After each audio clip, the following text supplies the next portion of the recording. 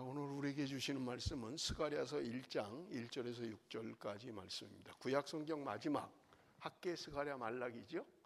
말라기 바로 전에 여러분들 스가랴서 1장 1절에서 6절까지 말씀입니다. 우리 한 절씩 교독합니다. 제가 한 절 읽고 여러분 한 절 읽고 우리 한 절씩 교독하겠습니다.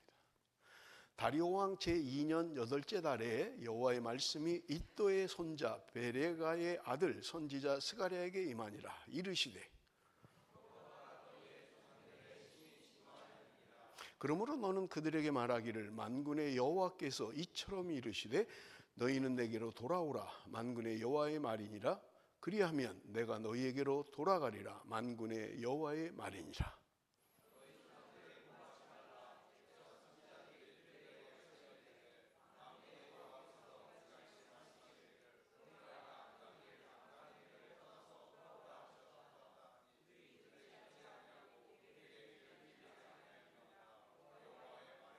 너희 조상들이 어디 있느냐? 또 선지자들이 영원히 살겠느냐?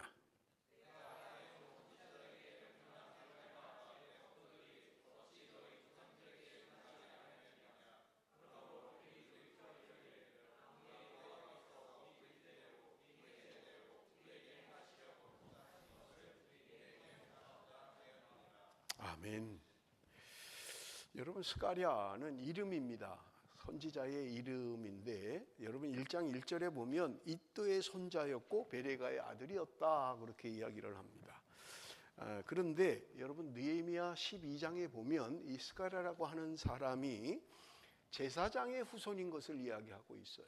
그러니까 스가랴는 제사장이면서 선지자였던 것을 우리가 알 수 있습니다. 성경에 이런 인물이 또 하나 있는데 에스라라고 하는 사람이에요. 에스라가 아론의 16대 후손이라고 성경은 이야기합니다. 제사장이면서 선지자로 사역했던 사람이 에스라라고 하는 사람이에요. 그래서 에스라와 비슷한 스가랴라고 하는 사람이고요. 스가랴라는 이름의 뜻은 하나님이 기억하신다. 그런 의미를 가지고 있어요. 하나님이 기억하신다. 그런데 여러분 오늘 본문에는 정확한 때를 이야기하고 있어요. 도대체 언제 이것이 쓰여졌는가를 이야기하고 있는데요. 다리오 왕 2년 8째 달에 하나님이 말씀하셨다. 그렇게 기록하고 있는 거예요. 여러분 다리오 왕은 페르시아 제국의 4번째 왕입니다. 바벨론을 멸망시킨 페르시아의 4번째 왕이에요. 여러분 우리가 아는 초대 왕이 고레스라고 하는 왕이죠. 바벨론 제국을 멸망시키고 페르시아 제국이 서면서 고레스가 전부 다 돌아가라고 했어요. 이스라엘 백성들이 원래 잡아왔던 예루살렘, 이스라엘로 돌아가라고 했던 왕이 고레스고요.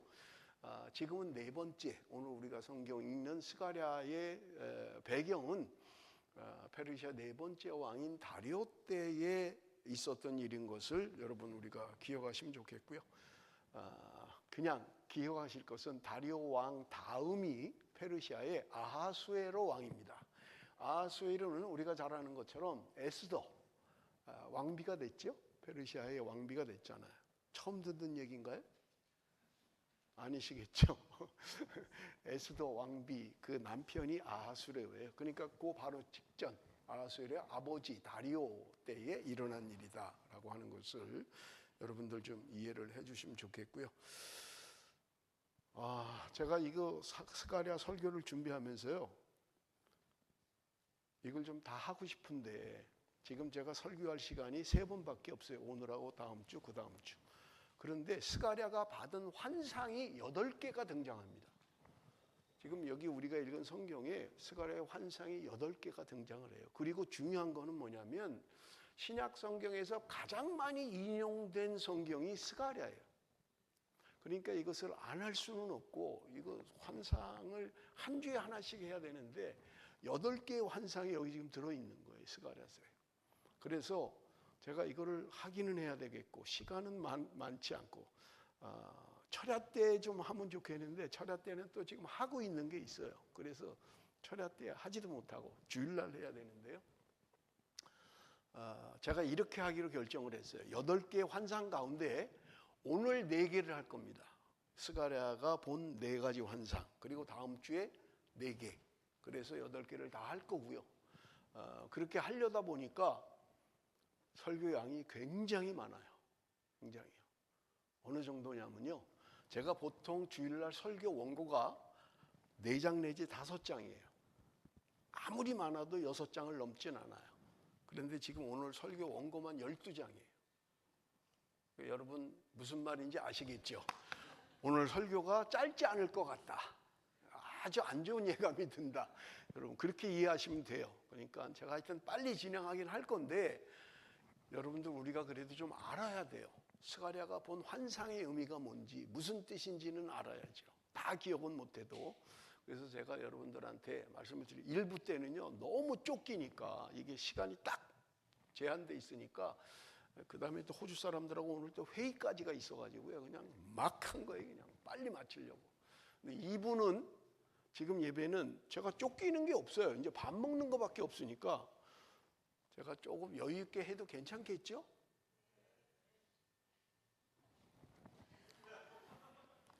기분 안 좋으신 분 있으면 손으로 한번 드세요. 그럼 제가 그냥 빨리 맞춰버릴게요. 배고파서 못 참는구나 이렇게 하면 내가 사인으로 알고 그냥 빨리 끝내버릴게요. 자, 우리가 스가랴서를 이해하는 역사적 배경을 먼저 이해를 하셔야 돼요. 여러분 스가랴서는 아까 말씀드린 것처럼 구약 성경의 끝에 있어요. 학개, 스가랴, 말라기, 이게 구약 성경의 끝이에요. 그러니까 여러분 이 학개, 스가랴, 말라기는 특이한 사람들이에요. 말라기는 이제 마지막 구약 성경의 마지막이고요. 학개와 스가랴는 성전 건축에 대한 이야기를 한 사람들이 학개와 스가랴예요. 그러니까 무슨 말이냐면 이스라엘 백성들이 바벨론에 70년 동안 포로 생활을 했잖아요. 그리고 아까 이야기한 페르시아의 초대 왕인 고레스가 돌아가라 그랬다고요. 그래서 이스라엘 백성들이 바벨론에서 이스라엘로 돌아온 거예요. 그런데 한 번에 다 안 돌아왔어요. 3번에 걸쳐서 돌아온 거예요. 그러니까 그냥 가라 그럴 때 다 온 게 아니라 거기 그냥 머물러 있는 사람도 있고 이스라엘로 돌아온 사람도 있다라고 하는 거예요. 어쨌든 여러분 스가랴라고 하는 것은 포로가 끝난 다음 포로 귀환 시대의 역사다. 여러분 그렇게 이해를 하시면 될 것 같고요. 이스라엘 백성들이 예루살렘으로 이스라엘로 돌아오면서 제일 크게 기대한 게 뭐냐면 성전을 다시 짓는 거였어요. 왜냐하면 성전이 다 무너졌으니까. 바벨론 포로로 끌려갈 때 성전이 다 무너진 거예요. 그러니까 우리가 돌아가서 성전을 다시 지으면 좋겠다라고 생각했던 거예요. 그래서 1차로 돌아온 사람들이 성전 재건을 시작했던 거예요. 그런데 여러분 어느 때나 마찬가지로 성전 재건을 희망하는 사람들이 있는가 하면 성전 재건을 안 좋아하는 사람들도 있었던 거예요. 그러니까 악한 사람들이 성전 건축을 방해하는 거예요. 그러니까 그 열망을 가지고 성전을 다시 짓고 싶었는데 방해하는 사람들 때문에 자꾸 안 되는 거예요. 그래서 지금 16년 동안 성전을 다시 짓지 못하고 돌아오긴 했는데 성전을 짓기로 그렇게 소망하는데 16년이 지났는데도 성전을 재건하지 못하는 거예요. 여러분 언제나 그렇습니다만은 처음에 열망, 처음에 그 헌신, 지금 하면 좋겠다 이랬는데 16년이 지나면서 사람들 마음이 해이해져 버린 거예요. 그러니까 성전을 지으려고 해도 뭐 자꾸 방해만 되고 이거 안 되네. 그러니까 그냥 우리 집이나 짓자. 그냥 우리 먹고 살 집이나. 그래서 사람들이 성전 재건보다는 자기 집 짓는데 급했던 시기가 여러분 우리가 읽은 에스라의 시대적 배경인 것을 이야기하고 있는 것입니다. 그러한 때에 하나님이 학개와 스가랴를 통해서 너희들이 성전 재건을 다시 해라 라고는 메시지를 주시는 것이 학개와 스가랴의 특징이에요. 그러니까 여러분 지금 우리가 이 스가랴라고 하는 것은 하나님이 지금 성전 재건에 대한 이스라엘 백성들에 대한 재건을 위하여 주신 말씀이다 라는 이런 역사적 배경을 가지고 말씀을 읽고 말씀을 들어야 여러분 우리는 정확하게 들을 수 있다는 말입니다. 자, 첫 번째 환상, 스가랴가 받았던 8개의 환상 가운데 첫 번째 환상입니다. 7절부터 17절까지인데요. 8절 말씀 우리 한번 같이 읽어봅니다. 8절 다 같이 읽습니다. 시작.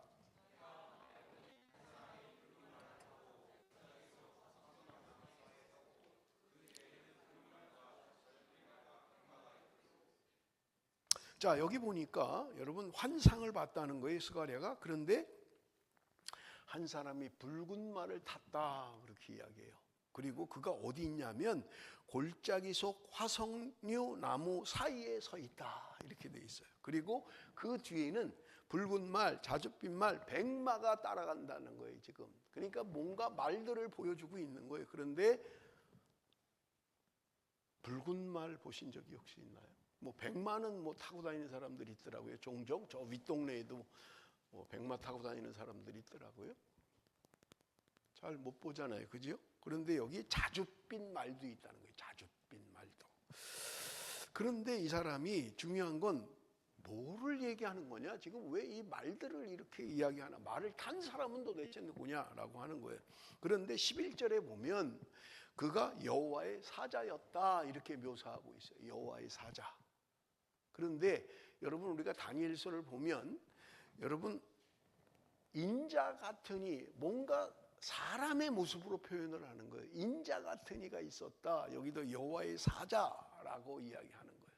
사람의 모습으로 한 누군가가 있었다고 성경은 이야기하고 있는 것을 우리는 볼 수 있습니다.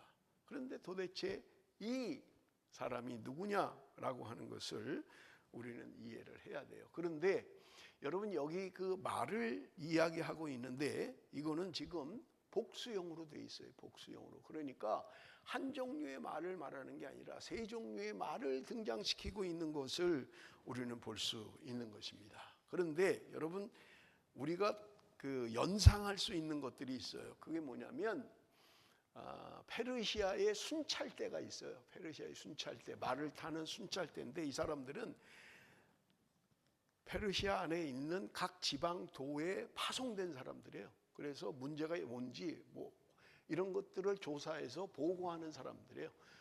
그런데 그들이 말을 타고 나가서 각 지방마다 조사하는 사람들이에요. 그러니까 페르시아의 순찰대를 연상하게 만드는 거예요. 그런데 이 홍마를 탄 사람이 석류나무, 화석류나무 사이에 있었다 그렇게 이야기합니다. 화석류가 혹시 뭔지 아시나요? 화석류나무. 화석류나무가 어떤 나무인지 혹시 아세요? 저는 전혀 모르겠더라고요. 사진을 한번 좀 보여드릴게요. 사진. 오늘 우리 제가 왔더니 우리 자매가 올라오길래 왜 그러나 그랬더니 이걸 선물하더라고요. 목사님이 이렇게 하라고. 얼마나 감사한지. 관심이 있잖아요. 뭐 조금만 더 길었으면 좋았을 것 같은데 조금 짧긴 한데 어쨌든 마음이 문제잖아요. 마음이. 이거 우리 자매가 이걸 목사님 맨날 손으로 이루는데 요거 하나 있으면 그래도 뭐가 되겠다 해서 감사합니다. 누구라고 말은 하지 않을게요. 요게 지금 화석류나무예요. 지금 참 이쁘죠? 혹시 아세요? 이 나무 아시는 분 있으세요? 잘 모르시겠죠. 이게 화석류나무래요. 저도 그냥 인터넷에서 찾은 거예요. 근데 참 이뻐요. 여기도 좀 있지 않나요? 이런 나무들이? 있죠? 뭐예요, 근데? 뭔지는 모르는데 있긴 있다는 거죠. 근데 이게요, 나무가 2m 정도 된대요. 2m 정도 되는 부귀와 영광, 안정을 상징하는 그런 나무라고 이야기합니다. 그러니까 지금 여러분 제가 그 환경을 이야기를 했잖아요. 이스라엘 백성들이 지금 포로를 70년 갔다 돌아온 거예요. 그러니 나라는 엉망진창이잖아요. 성전은 무너지고 엉망진창인데 지금 뭔가 환상을 통해서 옛 번영과 옛 그것을 하나님이 회복시키실 것이라는 의미로 이런 환상을 보여주고 있는 것을 우리는 볼 수 있는 것입니다. 자, 그러면 이 말들의 의미가 뭐냐라고 하는 거예요. 그래서 9절에 스가랴가 질문을 합니다. 이 도대체 이것이 무엇입니까? 라고 질문하니까 대답하기를 10절에 우리 한번 같이 읽어봅니다. 10절 다 같이 시작.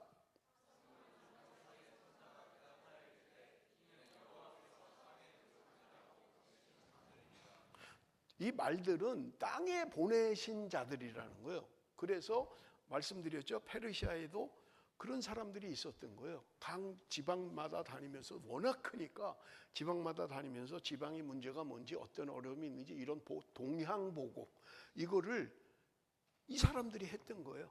그것처럼 지금 하나님이 그들을 보내셨다는 거예요. 보내셨다는 거예요. 그래서 땅의 모든 것들을 수집하고 정보를 보고하도록 그렇게 보내심을 받은 자들이다라고 하는 것을 이야기하고 있는 것입니다. 17절 봅니다. 그가 다시 외쳐 이르기를 만군의 여호와의 말씀에 나의 성읍들이 넘치도록 다시 풍부할 것이라. 여호와가 다시 시온을 위로하며 다시 예루살렘을 택하리라 하라 하니라. 지금 여기 보면 성읍들이 넘치겠다는 거예요. 풍부할 것이라는 거예요. 그런데 현실은 어때요? 지금 나라는 멸망하고 돌아와 보니까 다 폐허가 돼버리고 그런 상황에서 지금 하나님의 약속의 말씀이 뭐냐? 이 성읍이 풍성해질 것이다. 내가 이것을 회복시킬 것이다 라고 하는 약속의 말씀을 하고 있는 것을 우리는 볼 수 있는 것입니다. 문제는 이것이 미래에 되어질 일이냐 지금 되어질 일을 말하고 있느냐라고 하는 거예요. 그런데 여러분 이것은 미래적인 종말의 때에 이루어질 것을 이야기하는 게 아니에요. 여러분 하나님이 학개와 스가랴를 보내셔서 이스라엘의 성전을 회복시키도록 하기 위하여 하나님이 그들을 보내셨던 거예요. 그러니까 지금 16년 동안 성전 재건이 이루어지지 않고 있는 그들에게 성전 건축을 재건축을 독려하는 말씀인 거예요. 그러니까 하나님이 지금 먼 미래에 니네들 예수님이 다시 오실 때 일어날 일이야가 아니라 지금 너희들 이 가운데 성전 재건을 이루어야 된다라고 하는 것을 이야기하고 있고요. 실제로 이스라엘은 두 번째 성전인 스룹바벨 성전을 재건하는 것을 우리는 볼 수 있는 것입니다. 그런데 스가랴는 조금 달라요. 눈에 보이는 성전이 아니라 성도들의 마음에 있는 성전을 재건하라고 이야기하고 있는 것을 우리가 볼 수 있습니다. 여러분 우리가 성경 가운데 실제로 에스라나 느헤미야 같은 것을 보면 여러분 말씀 회복 운동이 일어나는 것을 볼 수가 있어요. 에스라가 바벨론에 있다가 굉장히 귀하게 쓰임 받았잖아요. 그런데 그가 조국으로 돌아와서 했던 일이 뭐냐? 말씀 회복 운동이었던 거예요. 그래서 여러분 신구약 중간기에 보면 하시림 운동이라는 게 벌어져요. 그게 뭐냐면 우리가 하나님의 말씀으로 돌아가야 된다. 말씀대로 살아야 된다. 우리가 말씀대로 살지 않았기 때문에 멸망당하고 포로로 끌려오지 않았느냐. 그러니 우리가 지금이라도 하나님의 말씀 회복 운동이 일어나야 된다라고 하는 것을 강조하고 이야기했던 것을 우리는 볼 수 있는 것입니다. 지금 에스라를 통해서 하나님이 보여주고 있는 환상은 그것을 말하는 거예요. 내가 너희들을 회복할 거야. 너희들 눈에는 폐허밖에 보이지 않지만 내가 이 땅에 성읍을 많게 할 것이고 이곳에 사람들이 많이 살게 할 것이고 풍성한 하나님의 축복이 임할 거야. 그것을 이스라엘 백성들에게 약속하고 있는 첫 번째 환상이 바로 말탄자들의 환상이라는 말입니다. 두 번째 환상은 뭐냐? 여러분 1장 18절에서 21절까지인데 내 뿔과 내 대장장이에 대한 이야기를 하고 있는 것을 우리가 볼 수 있어요. 그런데 18절에 보면 내 뿔에 대한 것을 이야기하고 있는 것을 우리가 볼 수 있어요. 그래서 지금 천사에게 질문하는 거예요. 이 내 뿔은 도대체 뭐냐? 이들이 무엇을 말하냐? 그러니까 19장 하반절에 보니까 이들은 유다와 이스라엘과 예루살렘을 흩뜨린 뿔이니라 라고 이야기했던 거예요. 이스라엘을 멸망시킨 것이라는 거예요. 여러분 우리가 뿔 그러면 짐승들 중에도 뿔이 있는 건 좀 강하잖아요. 이 뿔이라고 하는 것은 아주 강한 침략자들, 강한 정복자들을 상징하고 있는 것을 우리는 볼 수 있는 것입니다. 그래서 사람들은 이 뿔이 도대체 뭐냐, 내 뿔을 가진 이 짐승이 도대체 뭐냐라고 할 때 어떤 사람은 내 왕국으로 해석을 하는 사람들도 있어요. 여러분 우리가 그 다니엘서에도 2장과 11장에 보면 그 환상을 보여주잖아요. 다니엘에게.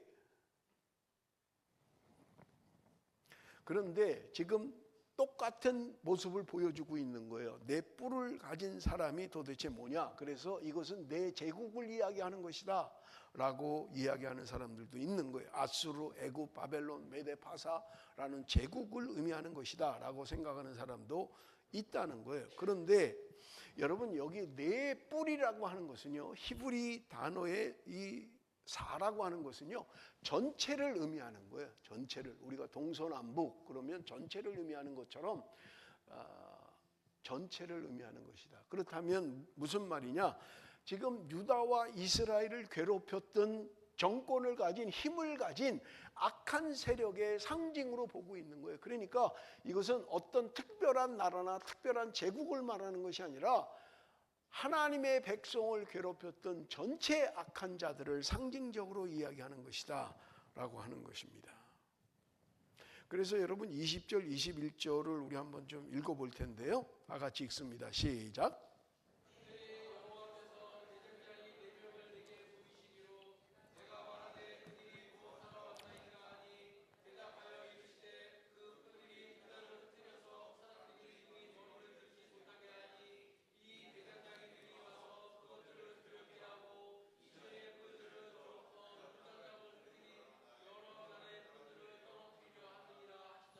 자, 넷볼들이 지금 유다와 예루살렘을 괴롭히는 어떤 악한 세력이라고 이야기를 했어요. 그런데 그 이후에 네 대장장이를 이야기해요. 그런데 이 대장장이들이 뭘 하냐면 네 뿔을 가진 그 짐승의 뿔을 꺾는다는 거예요. 그렇게 유다와 이스라엘을 괴롭혔던 그 네 뿔들을 정벌할 것을 이야기하고 있는 것을 우리가 볼 수 있습니다. 21절 하반절에 이 대장장이들이 와서 그것들을 두렵게 하고 이전에 뿔들을 들어 유다 땅을 흩뜨린 여러 나라의 뿔들을 떨어뜨리려 하느니라 하시더라. 하나님의 심판이 이루어질 것을 이야기하는 거예요. 강력한 힘을 가지고 이스라엘과 유다를 괴롭혔던 그들을 하나님이 대장장이들을 통해서 그들의 뿔을 꺾고 승리케 할 것을 이야기하고 있는 것을 우리는 볼 수 있습니다. 자, 그러면 이 네 대장장이는 무엇을 의미하느냐라고 하는 거예요. 이것도 마찬가지로 어떤 학자들은 바벨론을 멸망시킨 페르시아인들을 말하고 있다 이렇게 이야기하는 사람도 있어요. 이스라엘 백성들이 나라가 멸망하고 바벨론으로 끌려갔잖아요. 그런데 하나님이 페르시아를 통해서 바벨론을 정벌해버리신 거예요. 그러니까 여기 말하는 대장장이는 페르시아다 그렇게 해석하는 사람도 있다는 거예요. 그런데 여러분 좀 올려주시겠어요? 토마스 매코미스키라고 하는 사람이 이렇게 이야기를 했어요. 시간에 제약받지 않는 이 환상의 특성은 포로기 후 유다를 향해 위협적인 태도를 취하는 어떤 민족도 포함될 뿐만 아니라 하나님께서 모든 세대에 걸쳐 그의 나라를 위협하는 세력들과 맞서 이 세상 가운데 역사하고 있음을 확증시켜준다. 이런 이유로 인해 이 환상은 그 범위에 있어서 우주적이다. 무슨 말이냐면 하나님이 이 땅에 사는 악한 세력들을 대항하고 지키고 보호하시는 역사를 이루어 가신다는 거예요. 어느 시기 어느 한때만을 이야기하는 것이 아니라 하나님은 하나님의 백성들을 지키신다는 거예요. 대장장이를 통해서 그들의 뿔을 꺾으시고 하나님이 보호하신다라고 하는 것을 이야기하고 있는 것을 우리는 볼 수 있습니다. 그래서 이사야서 45장 1절에 보면 이런 말씀이 있어요. 여호와께서 그의 기름 부음을 받은 고레스에게 이같이 말씀하시되 내가 그의 오른손을 붙들고 그 앞에 열국을 항복하게 하며 내가 왕들의 허리를 풀어 그 앞에 문들을 열고 성문들이 닫히지 못하게 하리라. 여기 보면 고레스라고 하는 페르시아 초대 왕을 지금 이사야가 뭐라고 이야기하냐면 기름 부음을 받은 고레스 이렇게 이야기하는 거예요. 여러분 기름 부음을 받는다는 말은 우리가 아는 것처럼 왕들이 제사장들이 선지자들이 기름 부음을 받았던 거예요. 또 메시아를 향하여 이야기할 때 기름 부음 받은 자라고 이야기하는 거예요. 그런데 지금 고레스를 향해서 이렇게 이야기하고 있는 거예요. 이사야가. 왜냐하면 여러분 보세요. 이스라엘이 범죄함으로 말미암아 바벨론을 들어서 하나님이 그를 친 거예요. 그래서 멸망당하고 바벨론으로 끌려왔어요. 그런데 하나님이 이번에는 페르시아를 들어서 바벨론을 쳐버리는 거예요. 그러니까 여러분 우리가 생각할 때 하나님의 놀라운 구원의 역사를 여러분 역사를 통해서 볼 수 있는 거예요. 영원할 것 같은 바벨론이었지만 그들도 멸망당하는 거예요. 그리고 일어난 페르시아 제국 대단한 제국인 것 같지만 그 제국도 멸망한다는 것이 역사가 보여주고 있는 것을 우리는 볼 수 있는 것입니다. 그래서 하나님이 고레스라고 하는 사람을 도구로 사용하셨다는 거예요. 하나님의 심판의 도구로 고레스를 사용하셨는데 이번에는 페르시아를 들어서 그 바벨론을 정벌하고 있는 것을 우리는 볼 수 있습니다. 여러분 지금 스가랴서에 나오는 스룹바벨이라고 하는 사람, 그가 마치 우리를 구원할 사람인 것처럼 착각합니다마는 그 스룹바벨도 우리에게 영원한 구원을 주지는 못한다는 것이 성경이 우리에게 말씀하고 있는 것을 우리는 볼 수 있는 것입니다. 자, 세 번째 환상입니다. 여러분, 측량줄을 잡은 자에 대한 건데 스가랴서 2장 1절부터 13절까지인데요. 여러분이 세 번째 환상은 두 부분으로 되어 있습니다. 1절에서 5절까지는 지금 바벨론 포로에서 조국으로 돌아간 사람들에 대한 이야기예요. 그런데 6절부터 13절까지는 바벨론에 남아있는 자들에 대한 환상이에요. 그러니까 두 부분으로 되어 있어요. 1절에서 5절은 돌아온 사람들, 그리고 6절부터 13절은 아직도 돌아오지 않은 사람들에 대한 말씀을 하고 있는 것을 우리가 볼 수 있습니다. 자, 1절, 2절 우리 한번 같이 읽어봅니다. 2장 1절, 2절 다 같이 읽습니다. 시작.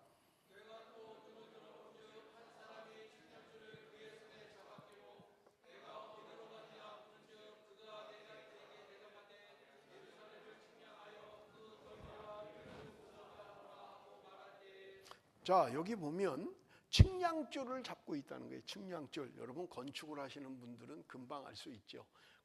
건축을 해보신 분은 금방 알 수 있죠. 측량줄을 대고 이게 똑바로 됐는지 하는 것을 잴 때 측량줄을 사용하잖아요. 하나님이 측량줄을 통해서 지금 제일 먼저 할 게 뭐냐면 여기 예루살렘을 측량하기를 원한다는 거예요. 하나님의 재건의 새로운 역사를 이루는데 이 예루살렘을 다시 측량한다고 이야기하고 있는 것을 우리는 볼 수 있는 것입니다. 자, 3절에서 5절을 한번 보십시오. 내게 말하는 천사가 나가고 다른 천사가 나와서 그를 맞으며 이르되 너는 달려가서 그 소년에게 말하여 이르기를 예루살렘은 그 가운데 사람과 가축이 많으므로 성곽 없는 성읍이 될 것이라 하라. 여호와의 말씀에 내가 불로 둘러싼 성곽이 되며 그 가운데서 영광이 되리라. 지금 폐허가 돼버렸는데 지금 뭐 쓸만한 게 별로 없는데 환상을 통해서 스가랴에게 주시는 말씀이 뭐냐? 예루살렘에 사람과 가축이 많아질 거라는 것을 이야기하고 있네. 그래서 성곽 없는 성읍이 될 것이다, 그렇게 이야기해요. 아니 여러분, 성을 보면 우리나라도 성곽이 있잖아요. 그게 남한산성, 북한산성 침략을 막기 위해서 성벽을 쌓잖아요. 함부로 하지 못하게. 중국에는 만리장성이 있는 것처럼 함부로 넘어오지 못하게 성벽을 쌓는 거예요. 그런데 사람들이 얼마나 많은지 여기 오늘 본문에 보면 성곽 없는 성읍이 될 것이다.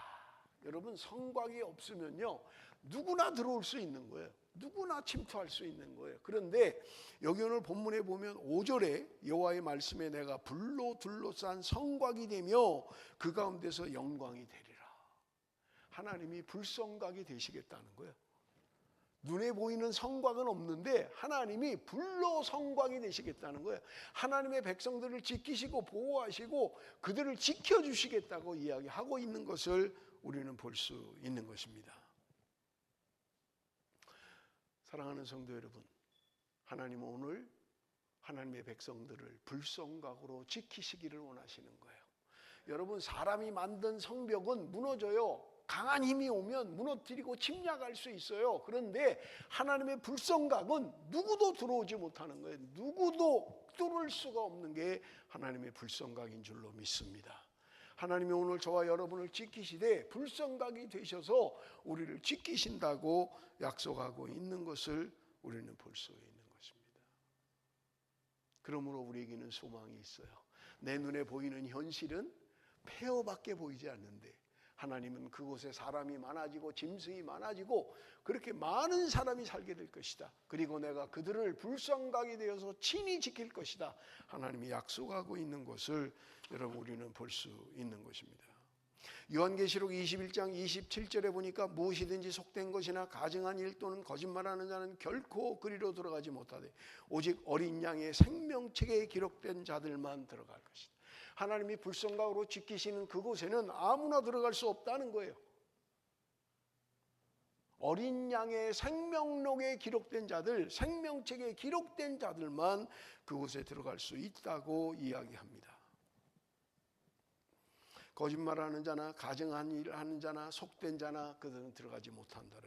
어린 양의 피에 옷을 씻어 희게 한 자들만 들어갈 것이라고 말씀하고 있는 것을 우리는 볼 수 있습니다. 자, 6절 7절 우리 한번 같이 읽어봅니다. 6절 7절 다 같이 읽습니다. 시작.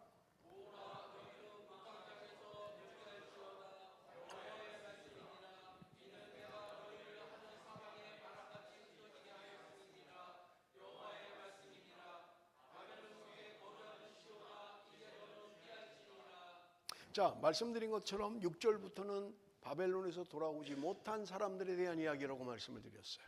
근데 그들을 향하여 말씀하십니다. 너희는 북방 땅에서 도피하라. 바벨론에서 도피하라는 거예요. 7절에도 이야기합니다. 바벨론 성에 거주하는 시온아 이제 너는 피할지니라. 바벨론에서 떠나라고 이야기하고 있는 것을 우리는 볼 수 있어요. 여러분, 성경에 나오는 바벨론은요, 세상을 상징하는 거예요. 쾌락을 따라 사는 사람들, 세상의 즐거움을 위하여 사는 자들, 바벨론이라고 이야기하고 있는 거예요. 그런데 지금 스가랴를 통해서 하시는 말씀은 뭐냐? 떠나라는 거예요. 도피하라는 거예요. 도망가라는 거예요. 거기 있으면 멸망당하는 게 빨리 피하라고 이야기하고 있는 것을 우리는 볼 수 있는 것입니다. 사랑하는 성도 여러분, 내가 세상의 쾌락에, 세상의 즐거움에 젖어 살아가는 동안 여러분, 우리는 하나님의 준엄한 심판이 있는 것을 기억해야만 합니다.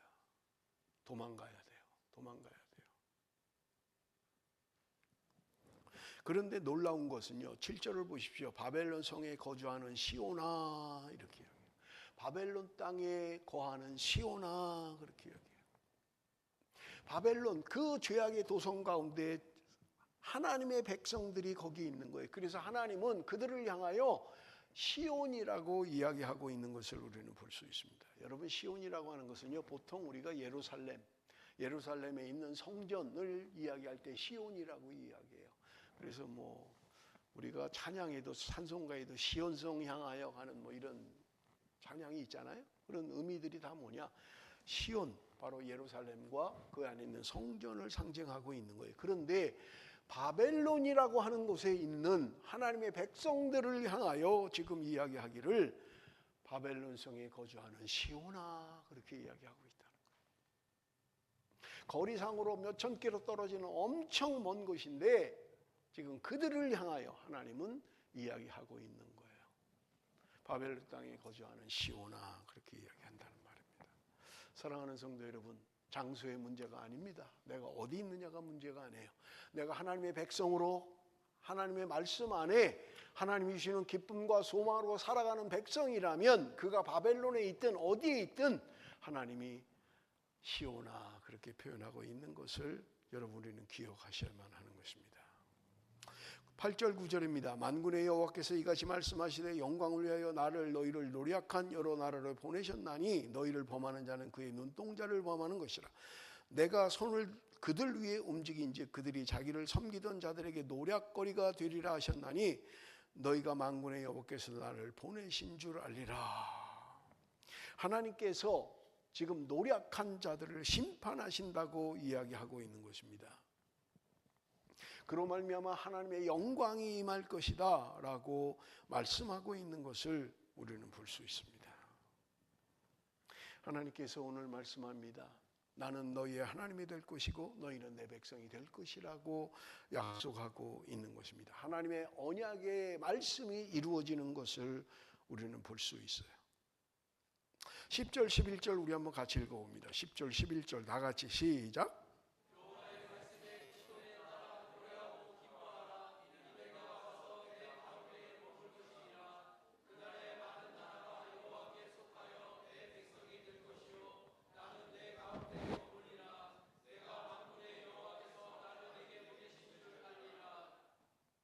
지금 시온의 딸들이 기뻐하고 즐거워하라고 이야기합니다. 그들의 눈에 보이는 것은 폐허뿐이고 아무런 즐거움이 없는 것 같은데 하나님은 그들을 향하여, 바벨론 포로 생활하는 그들을 향하여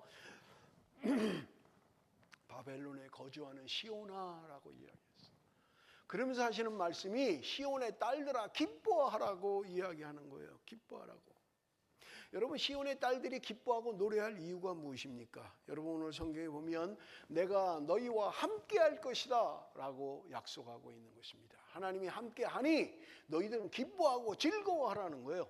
지금 내가 살아가는 환경은 기쁜 거 없고 즐거운 것 없고 소망이 없는 땅에 살고 있지만 그럼에도 불구하고 하나님의 백성들은 하나님이 함께 하심으로 말미암아 즐거워하고 기뻐하라고 이야기하고 있는 것입니다.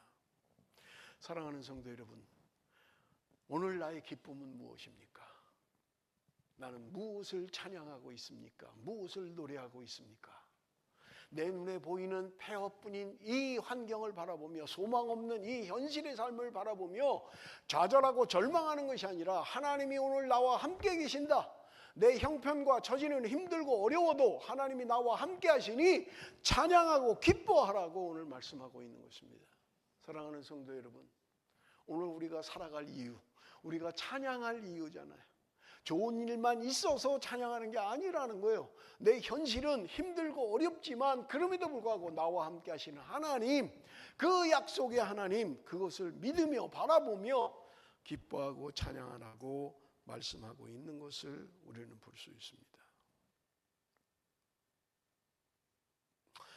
12절에 보니까 여호와께서 장차 유다를 거룩한 땅에서 자기 소유를 삼으시고 다시 예루살렘을 택하시리니, 하나님이 예루살렘을 다시 택하실 거라는 거예요.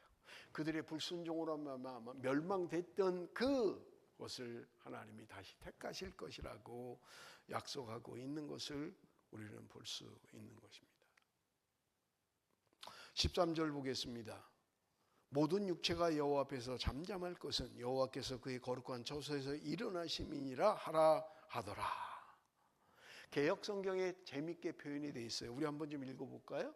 개역 성경 다 같이 시작.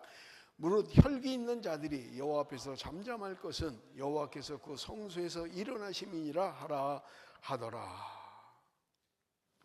말씀드린 것처럼 지금 이 말씀은 바벨론의 포로 생활 가운데 있는 자들에게 주시는 말씀이라고 이야기를 했습니다. 그들의 삶은 지금 포로 생활하고 있는 거예요. 자유함이 없어요. 내가 포로의 신분으로 끌려와 있음에도 불구하고 하나님께서는 말씀하십니다. 하나님이 그 성소에서 일어날 것이다 말씀하고 있는 것입니다. 지금 내가 눈에 보이는 그 삶의 현실은 형편없는 것이지만 하나님이 함께 하실 것이고 하나님이 일어날 것이라고 말씀하고 있는 것을 우리가 볼 수 있어요. 여러분, 무엇이 내 삶의 즐거움입니까? 무엇이 나를 기쁘게 합니까? 나이 드신 분들한테 물어보세요. 살면서 기뻤던 게 뭔지,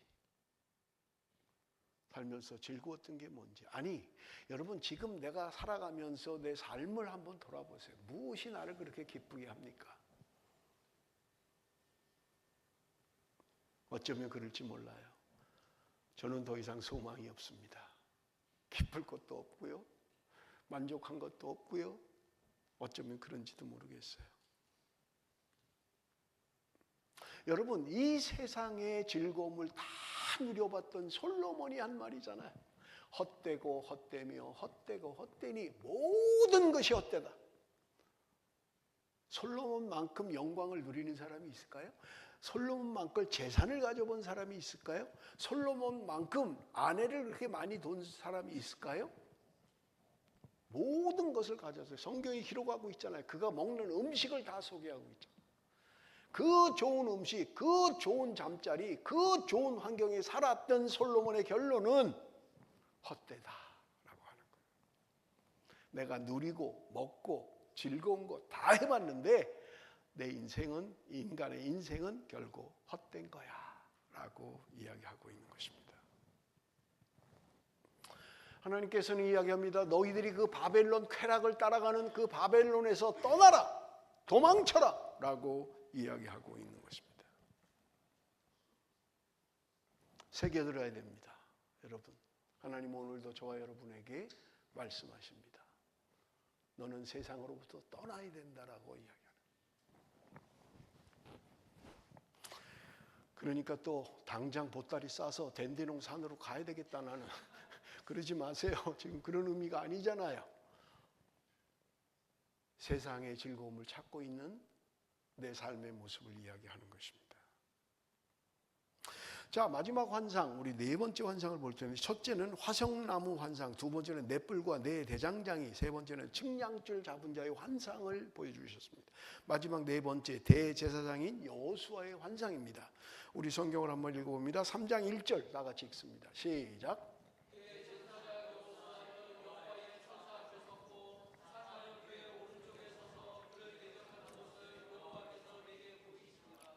자, 대제사장 여호수아 누구예요? 그 여호수아만 나오면 또 모세의 후계자 여호수아 그러시면 안 돼요. 지금 시대적 환경이 나라가 다 망하고 포로 끌려갔다가 지금 이 상황인데 지금 그 여호수아가 그 여호수아다. 그럼 큰일 나죠. 지금 간격이 지금 1000년 가까이가 나는데 지금 또 아직도 여호수아 이렇게 하면 안 된다는 거예요. 이름이 같은 사람이에요. 이름만 같은 거예요. 여러분 여기 그래서 학계 1장 1절에 보면 다리오 왕 제2년 6째 달 곧 그 달 초하루에 여호와의 말씀이 선지자 학계로 말미암아 스알디엘의 아들 유다 총독 스룹바벨과 여호사닥의 아들 대제사장 여호수아에게 임하니라. 그러니까 지금 전혀 다른 사람이에요. 모세 후계자 여호수아를 말하는 게 아니에요. 여호사닥의 아들 대제사장이라는 말입니다. 여호사닥이 바벨론 포로 올 때 끌려왔어요. 그리고 그의 아들이 지금 귀환할 때 대제사장으로 있었다라고 이야기하는 거예요. 여러분 그렇게 이해를 하셔야만 됩니다. 그런데 이 대제사장 여호사닥의 아들 대제사장에 관한 이야기를 하고 있는 거예요. 3절에 보니까 여호수아가 더러운 옷을 입고 천사 앞에 서 있는지라. 이 대제사장인 여호수아가 더러운 옷을 입고 있더라는 거예요. 아니 이 대제사장이 왜 또 더러운 옷을 입고 있냐고요. 그렇잖아요. 아니 뭐 왜 깨끗하고 좋은 옷을 입어야지 왜 더러운 옷을 입고 있어요. 2절에 보니까 여호와께서 사단에게 이르시되 사단아 여호와께서 너를 책망하노라. 예루살렘을 택한 여호와께서 너를 책망하노라. 이는 불에서 꺼낸 그슬릴 나무가 아니냐 하실 때 지금 사단이 대제사장 여호와를 고소하고 있는 거예요. 고소하는 거예요. 아니 대제사장이 이렇게 더러운 옷을 입고 있어도 됩니까? 이 사람을 그냥 둔단 말입니까? 하나님, 아니 이거 공평하지 않잖아요. 대제사장이 어찌 이렇게 더러울 수가 있습니까? 라고 하고 있는 거예요.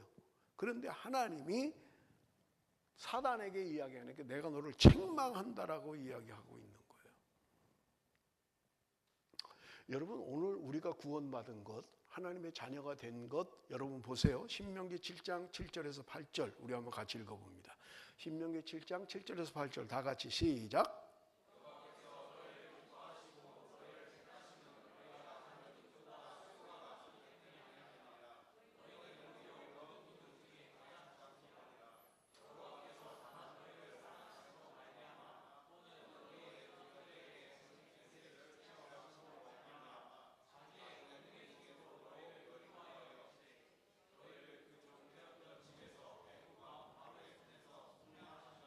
자, 지금 모세가 이스라엘 백성들에게 설교하는 내용이 신명기예요. 그런데 지금 모세가 이야기하면서 너희가 숫자가 많아서 하나님이 택한 게 아니라는 거예요. 오히려 너희는 나라들 중에 아주 작은 나라였다는 거예요. 그런데 하나님이 그들을 택하셨다는 거예요. 또 하나는 뭐냐? 맹세를 지키려 하심이라. 하나님의 언약하신 것을 지키기 위하여 하나님이 이스라엘을 택하셨다고 이야기하는 거예요. 무슨 말이냐면 여러분 오늘 우리의 구원을 보십시오. 내가 뭔가 잘해서 내가 그럴 만한 능력이 있어서 하나님이 나를 택하신 것이 아니라 하나님의 사랑이 하나님의 언약의 말씀이 나를 택하셨다고 이야기하는 거예요. 그러니까 에베소서에 자랑할 게 없다는 거예요. 우리는 구원받은 것에 있어서는 하나님의 사랑이 하나님의 은혜가 우리를 택하셨다고 말씀하고 있는 것입니다. 그러면서 하시는 말씀이 뭐예요? 하나님과 부르심과 택하심에는 후회하심이 없다는 거예요. 하나님이 오늘 저와 여러분을 택하시고 부르신 것은 하나님이 후회하시지 않는다는 거예요. 하나님의 택하심을 받고 구원함을 받았음에도 불구하고 하나님의 뜻대로 살지 못하는 백성일지언정 하나님이 후회하시지 않는다고 말씀하고 있는 것을 우리가 볼 볼 수 있습니다. 무슨 말을 지금 하고 있는 거예요? 대제사장 여호수아, 그는 하나님 앞에서 지금 백성들을 대신하여 중보하는 사람임에도 불구하고 그는 죄가 있는 사람이라는 거예요. 그래서 여러분 구약시대 때 보면 대제사장이 1년에 한 번 지성소에 들어가잖아요. 그때 반드시 일주일 동안 자기 죄를 회개해야 되고 자기를 정결하게 하고 난 다음에 들어갈 수 있었어요. 아무 때나 뭐 문 열고 들어가는 게 아니에요. 대제사장일지언정 그들은 죄를 짓는 거예요.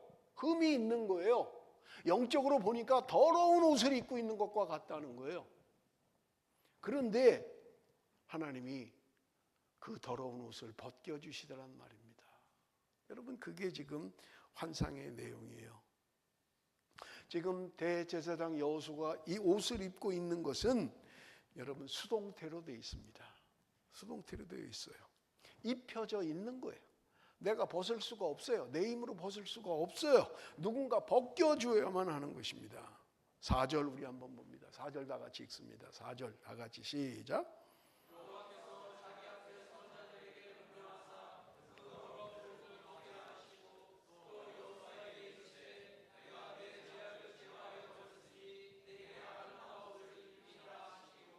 지금 하나님께서 더러운 옷을 입고 있는 여호수아의 옷을 벗기라고 말씀하시는 거예요.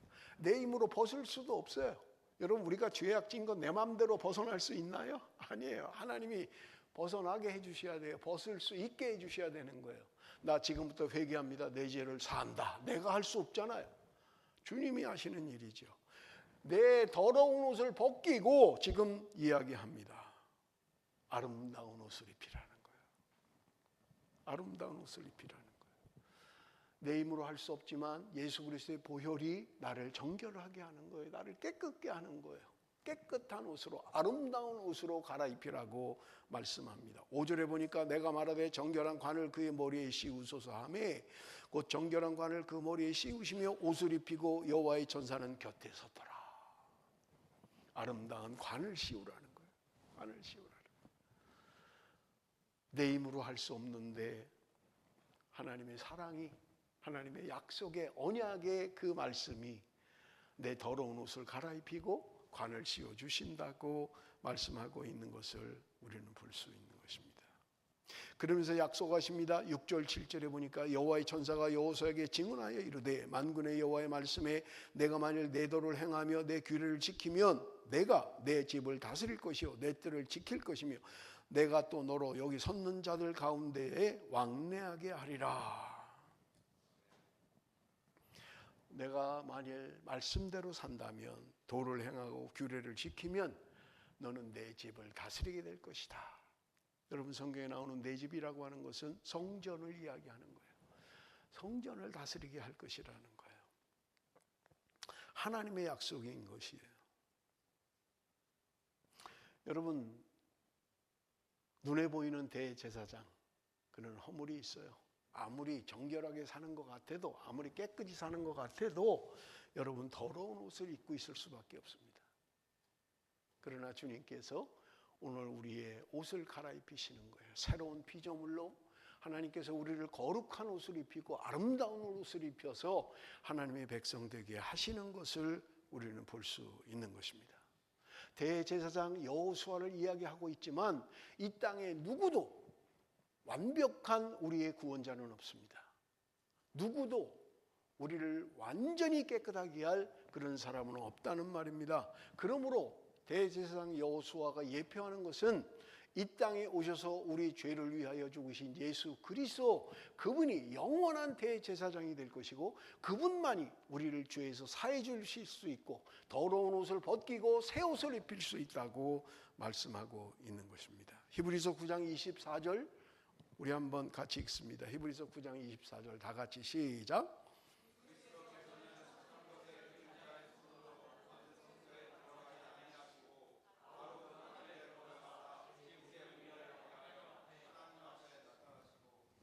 여기 보면 이야기합니다. 참 것의 그림자인 손으로 만든 성소에 들어가지 아니하시고 하늘에 들어가서 이제 우리를 위하여 하나님 앞에 나타나신다.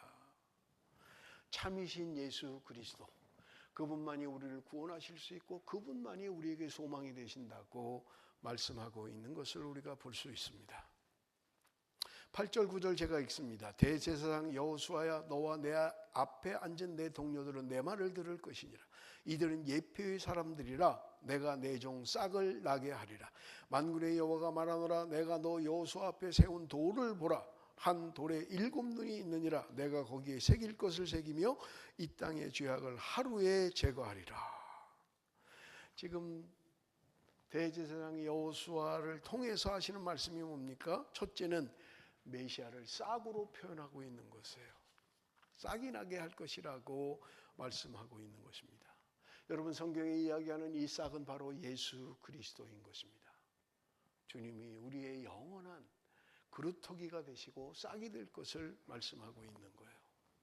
그래서 이사야 11장 10절에 이야기합니다. 그날에 이새의 뿌리에서 한 싹이 나서 만민의 가치로 설 것이요 열방이 그에게 돌아오리니 그가 거한 곳이 영화로우리라.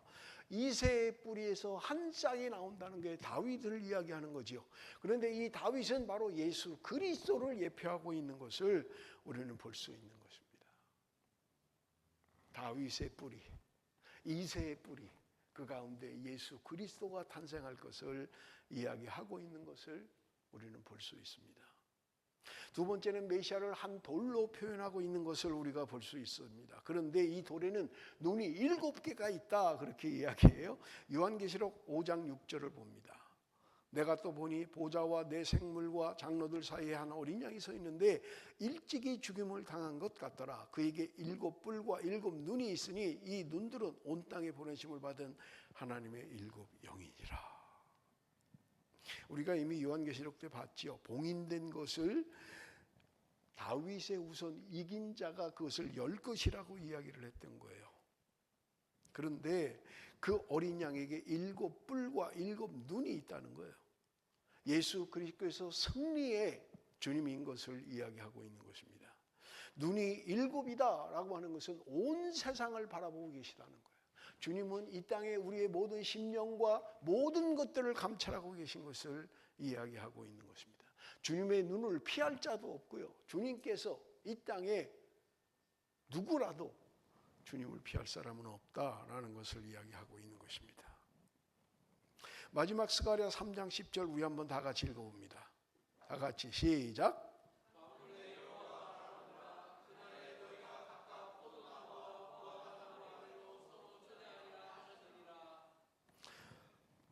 스가랴서 3장 10절 마지막 환상의 마지막 이야기입니다. 그날에 너희가 각각 포도나무와 무화과나무 아래로 서로 초대할 것이다. 여러분, 포도나무 결실의 상징이잖아요. 이스라엘 백성들을 이야기하기도 하고요. 하나님이 구원의 백성들을 포도나무와 무화과 나무 아래로 초대할 것이라는 거예요. 가장 평안한, 가장 안전한 그런 것을 이야기하고 있는 것을 우리는 볼 수 있는 것입니다. 하나님께서 우리를 구원하셔서 구원의 감격을 맛본 자들은 주님이 우리의 싹이 되시고 그리고 돌이 되셔서 역사하실 것을 성경은 우리에게 이야기하고 있는 것입니다. 사랑하는 성도 여러분, 지금 내 눈에 보이는 것은 폐허밖에 보이지 않고 아무 소망 없는 이 땅이라 하지만 주님께서는 이 땅을 회복시키시고 축복하실 것을 이야기하고 있는 것을 우리는 볼 수 있는 것입니다. 여러분, 스가랴를 통해서 이스라엘 백성들에게 주신 말씀처럼 우리는 하늘의 소망을 가지고 살아가는 사람입니다. 이 땅의 즐거움과 쾌락은 잠깐이고 언젠가 끝나버리고 말 것입니다. 그러나 하늘의 그 보좌와 그 영광과 그 기쁨은 영원할 것을 말씀하고 있는 것을 우리가 볼 수 있는 것입니다. 어려운 가운데서도 하나님은 우리에게 불성각이 되어 주실 것이고요. 우리를 지키시고 보호할 것을 약속하고 있는 것입니다. 사랑하는 성도 여러분, 내 눈앞에 희망이 없는 것 같고 내가 이런 세상을 이렇게 힘들게 살아야만 하나 소망 없는 이 땅을 바라보고 계시지만 여러분, 눈을 들어서 하늘을 보시면 요한계시록에서도 우리가 함께 은혜를 나눴습니다마는 하늘의 소망을 두고 살아가십시오. 하늘의 기쁨이 있고 하늘의 소망이 있고 하나님 우리를 맞아주실 것이고요. 언젠가 우리가 주님과 함께 왕노를 할 것이고 우리는 기쁨의 자리에 참여하게 될 것을 믿습니다.